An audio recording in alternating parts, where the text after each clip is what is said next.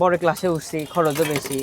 আর আমার হচ্ছেলে খরচ চালানোর মতন কেউ না। আম্মা আগে চালাতো, তো উনি এখন অসুস্থ, ওরকম কাজ বাজার করতে পারে না। যে এখন আমার নাম মোহাম্মদ সাইয়ান আহনাব রাইয়ান, বাসা এই পাশে গোবিন্দগঞ্জে। পড়াশোনার পাশাপাশি এই যে ছোটোখাটো একটা ফুটপাতের দোকান, নিউটন। আগে আমি আমার একটা মামার সঙ্গে থাকতাম, তো তার কাছ থেকে শেখা। আম্মু আর আমি আসলাম কারণ হচ্ছেলে বড় ক্লাসে উঠছি, খরচও বেশি।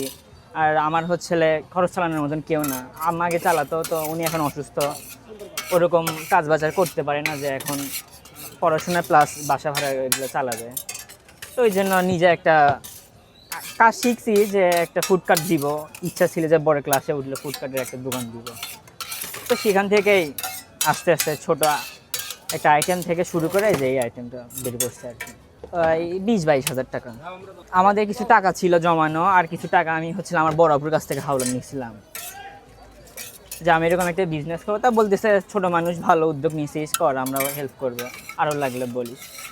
তো যারা এখানে আরও দোকান করে তাদের থেকে আইডিয়া নিলাম যে গাড়ি বানাতে কত লাগবে, এসব জিনিস করতে কত লাগবে। তারা বলে যে এমন টাকা হলেই এরকম একটা দোকান দেওয়া যাবে। আর 2 থেকে 2,500, 3,000, অনেক সময় একবার প্লাস হয়ে যায়, পাশের কাছাকাছি চলে যায়। 2,500, 3,000 ঠিক নাই, হিসাব নেই এগুলো। থাকে মাসাল্লাহ 700-800 টাকার মতন 200 মানুষ। বল। এটাই আরও একটু সুন্দর করে দোকানটা ডেকোরেশন করে এখানে একটু বড়সড় একটা বিজনেস করার ইচ্ছা আছে।